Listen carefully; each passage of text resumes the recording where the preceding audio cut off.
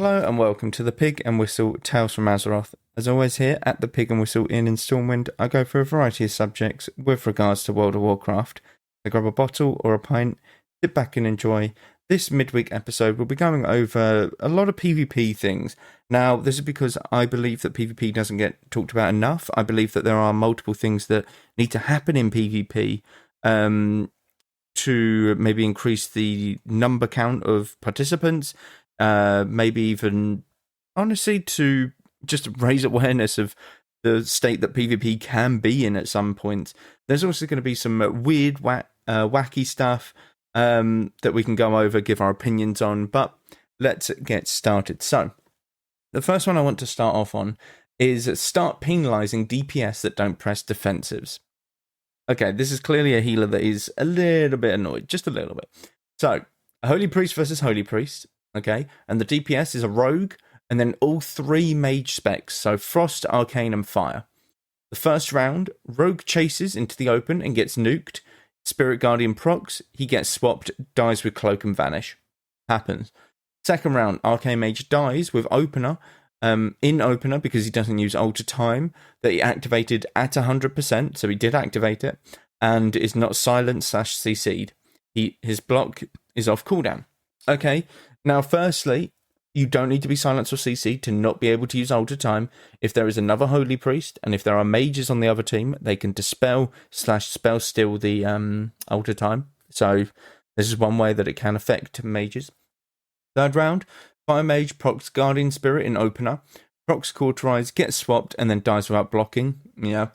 Fourth round, Rogue dies with Cloak and Vanish ready. Happens. Fifth round, dies with Cloak and Vanish ready. Sixth round, Frost Mage dies because he doesn't use Alter Time that he activated at 100% and is not silent/CC'd. As block off CD, penalise them harshly. There is absolutely no reason any DPS should gain MMR from this clown show. They should all lose MMR. Okay, so, look. People who don't use defensives, there's a couple things that can happen. Firstly, they actively say that they are not going to try and they die on purpose. These are the people you should penalise, okay? But people who don't use defensives either are not as aware of these sort of concepts as they should be, or they simply just don't have time to react and press, or something happens and they die. I've played many 3v3 arenas and my mage has been destroyed from 40% to 0 in one global. Okay, he still has double block, he still has everything, he has an altered time up, but the 40% to 0, dead. Happens. The reason that alter time is so good is if there are no purges. Okay, now with purges it makes it a bit difficult, and from what I'm seeing or hearing, this is a low-ish MMR lobby. Okay, quite a low MMR lobby. Now, mages blocking is a big thing right now. And it is a big thing because damage is very high within the game. And AWC mages are simply not blocking. Not blocking on purpose, but they literally don't have time to block because in one GCD you can die.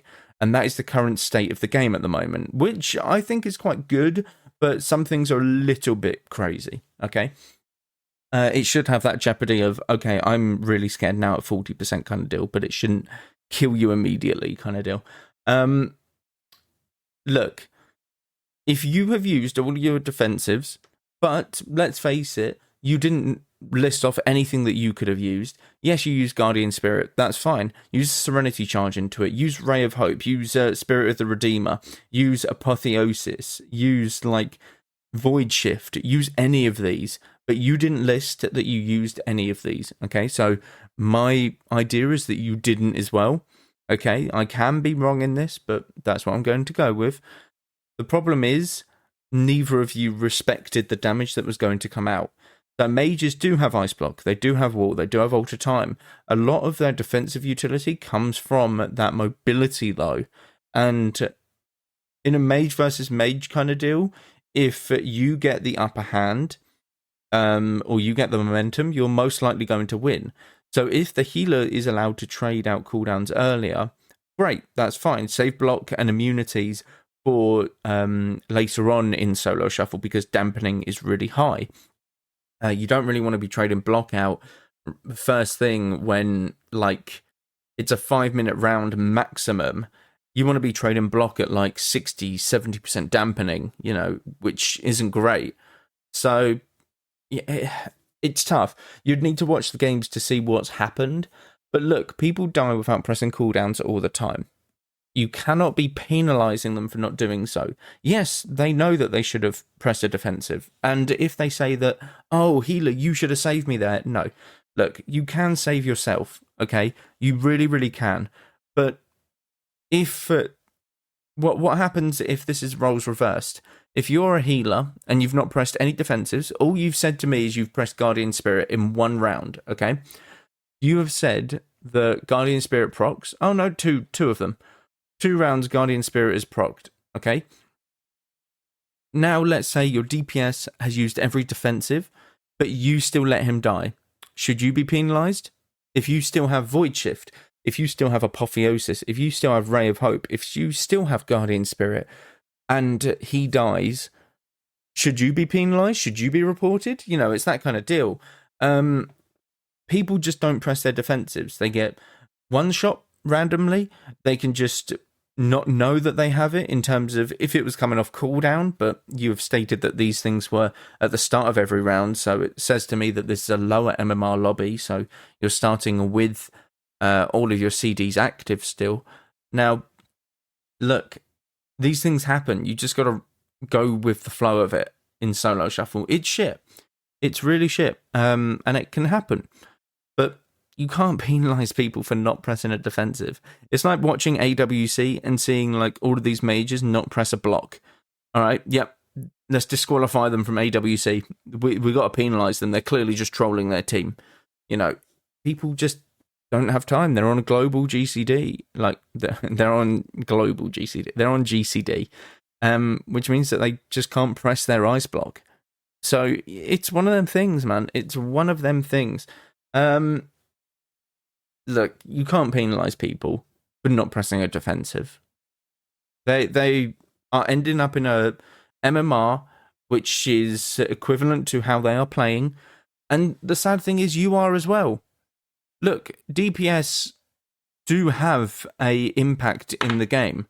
They really, really do. But you're playing against a holy priest that is the exact same spec as you. So what's happening like in that round? Because from what I'm seeing here is now this is probably completely wrong, but 6 rounds you lost all of them. From what I'm seeing, okay, because he doesn't specify that the rogue or mage on the other team dies or whatever. He's saying that they die on my team without pressing cloak and vanish and, you know, block and stuff. So you have gotten 0-6 by a different holy priest, and they have the exact same team compositions as you have had in this entire game. So are you telling me that it's because the DPS on your team suddenly aren't pressing anything? Because to me, that seems like it's a holy priest difference rather than a DPS difference. Does that make sense?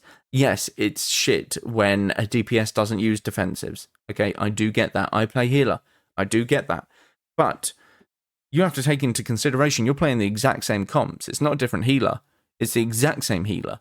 So what's he doing different? Try and look at it from that point of view. Oh, okay, he's using like Spirit of the Redeemer alongside Guardian Spirit as well, just because my DPS are standing in the middle of the open tanking so much damage, so I need to use 2 defensives in order to keep them alive rather than just Guardian Spirit. Now, you know, there's multiple things that you can do to adapt and climb, but you can't penalize people for not pressing defensives when you are not stating, but implying that you didn't press any as well. Okay? So just bear that in mind. Bear that in mind. The next one is PvP is the most fun it's been in years. Now, I have to somewhat agree. I really do. So previous expansions and patches have meant that PvP has gotten very drawn out when it comes to the arena matches. So you're needing dampening, which is the mechanic in the arena that reduces healing, So you're needing a mechanic in the game to end games, which isn't good. It should be the player's skill that ends games, really. Problem that PvP will always have is balance tuning. So PvP is going to be very much, at the moment, there's dominant healers and then there's shit healers, basically. Every single class, apart from maybe 1 or 2 specializations, is decently viable in terms of any sort of composition, which is good. But again, you're always going to have the outliers, and these people who play these classes are going to be a little bit upset about it. So let's see what this guy has to say. AWC is very exciting, with everybody's health dropping and a constant meta evolve. Live PvP is great. Everybody seemingly has a win condition, except maybe Shadow Priest and Locke, which could use some love. Keep the fast, bursty meta. I think the game will get life again. Now, it's really, really tough. I think that experienced people who play PvP love this meta. But for people who want to get into PvP, this will be very daunting to get into. Because if you walk into an arena and you've got a Ret Warrior, which is very good right now, and you get one shot, you don't learn a lot from it, and you think, well, this is shit, PvP shit, why would I do this again? Whereas in BFA, Shadowlands, Dragonflight, these games were more drawn out, so you would have a 5-minute game instead, and you can learn from it, you can get some enjoyment out of it, you can have a very close game and a good game. I do agree with it, though. I think that the burst meta is decent. I think some burst needs to be tuned just a tiny bit. I'm looking at Warriors Executes, I'm looking at that, but I think that it is in a relatively good state. I do think that a couple of specializations need a little bit of love, and I think instead of nerfing classes, you should buff these classes. Some of them might need reworks. I genuinely think Mistweaver might need a rework completely, because it's either its healing output is either ridiculously high or it's not enough, and monks can't really do as much as other classes can with discs and holy priests and resto druids and stuff like this. These are the ones that are currently dominating the meta. So I think that some classes and specs might need a little bit of a rework, not massive, but just to give them a little bit of a boost in playtime, I would say. But definitely don't nerf stuff. I think that you should bring everything up to this level of where the meta currently is. That's my honest opinion. Again, this will mean that there is a power creep, but then you kind of nerf everything by a set amount. I don't know. It's really tough and wonky when it comes to balancing an MMO, but I think it is in a very good state, and I think that this is the time that people should try and get into arenas, because if you go into an arena, you will slowly get put where you belong rating-wise, and then you can figure out the game from there, kind of deal. The next one, now this one is intriguing. I'm a very bad healer. Or no, sorry. How to improve and reach 1400 rating again. Okay? Now, before I carry on, 1400, I don't want to sound mean. It isn't that high, but people have different sort of levels to the game. So please, don't try and take this the wrong way or anything, but people shouldn't be judging this person trying to reach a certain goal within arenas, because that's their goal and everyone's going to have a different goal to it. So please don't judge this person. But I'm very bad healer and DPS, and I dropped from 1600 to 967. Okay, look, it's so rare that people are staying in the 900 range, in the 3-digit range. So something clearly fundamental is happening. I'm trying very hard, but everyone else is so much better. The biggest problem is that now at 900 rating, I have to wait 20 min Qs as a healer, so I can't even play to become better. So when Q pops, I'm so nervous to win, and I lose again 6-6 and drop even further, which makes the waiting time maybe 30 minutes or an hour long. Why Q time depends on rating, I don't understand. Is some kind of punishment. Okay, Q time depends on rating, because if you, like yourself, like you say, you're 967 rating currently, if you were to be put back into a 1600 lobby, where the average player is, you would just lose 6-0. Okay, it needs people to be around the same rating, and I'm afraid that being in the 900 ratings, it's going to be a lot longer because there's a lot less people in these ratings. It's the same when you go to the top of the rating system. When you go up and up and up, you're going to take longer and longer and longer in queue times. And this isn't the same for healers who are high up in rating, because there are a lot of DPS that are higher rating, and these healers are constantly getting games, which is good. But it's still like a decent queue time. But it isn't a punishment. It is simply, it needs people around that same rating, and people around this rating genuinely don't enjoy PvP as much as people who are on the average side or above average rating in the game. It's just one of them things. As for actually climbing again, if it's solo shuffle, you need to try and relax, okay? I found that I play my best in solo shuffle when I'm not being competitive and I'm not trying as hard, if that makes sense. Like, there is a point, like, you still try, but if you try too much, then all of a sudden you're making mistakes because you're too tense, almost. You need to relax in a solo shuffle. You need to have fun with it. And I think that's the key that a lot of people don't know, that to get you into the higher ratings, you need to relax sometimes and just let your gameplay speak for itself. You don't need to try as much. You're naturally going to be better and react better when you aren't forcing yourself to try and be the best that you can, if that makes sense. It's really tough to explain.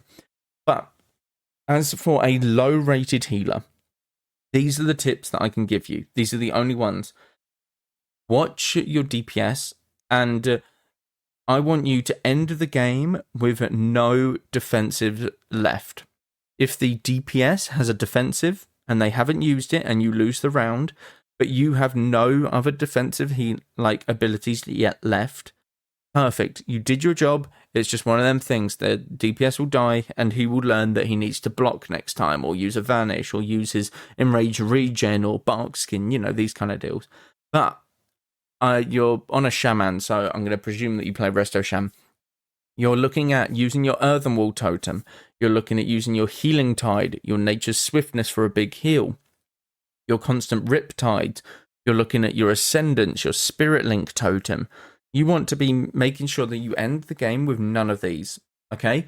As for more Resto Shaman sort of consistent ideas or tips, I don't play a lot of Resto Shaman, but I have a decent idea. What you want to do is always have one sort of Healing Stream Totem down constantly, okay? You have 2 charges of this. It's a real shit show. You can put both down, but you want one of them constantly up. Therefore, you've got very good healing output consistently with your Riptide healing, with your Earth Living weapon, with your Healing Stream, your Earth Shields. They're all going to be ticking over consistently to heal your target. Now, you want to use Earth Living pretty much off cooldown. You want to Earth Living Riptide. You want to Earth Living Nature's, or you want to Riptide, Earth Living, Nature's Swiftness, Healing Wave to get a big fat heal on the team to top them up, depending on if you're running certain talents. But look, best thing that I can give you is try and enjoy it. Okay, I think you'll see a better performance in yourself, and make sure you're ending the game with no defensive cooldowns left. This doesn't mean shit them out completely. This means that try and utilize them when they are going, they are doing burst damage. Okay? And if the DPS still dies, but you don't have a cooldown, that's fine. It's one of them things. But make sure you are not ending the solo shuffle with defensive cooldowns, is all I can say. The next one is the last one, but it's something that is very important. Oh my god, it's from the same person. Now, this MMR system just needs to be scrapped. And without even reading it, I agree. I agree that it needs to be scrapped, and it needs to be talked about more. So, play 3 games. 2 games, there's a lever on 2nd or 3rd round on my team. Minus 11 MMR, minus 12 MMR. Okay, that's kind of shit. Win 4-2 against a healer that's 2 MMR lower than me, and I finally get to play the full game plus 9 MMR. Bro, what? Why am I losing 11 and 12 MMR when there's a lever and we didn't even play half the rounds? Just because I had him on my team and then don't get as much as from one lever from fully winning a full game. Okay, you win a full game, yes, but you're not the difference in that game. Does that kind of make sense? It feels like there is a DPS that is going to be the difference. Now, if you 6-0 in that game, fine. Yeah, get more MMR.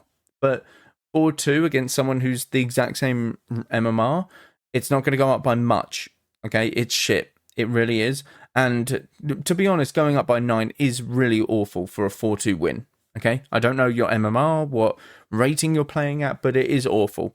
The levers one, I really can't do the maths on it, but it's probably because you lost the first round or first 2 rounds. That's why you lose MMR for that.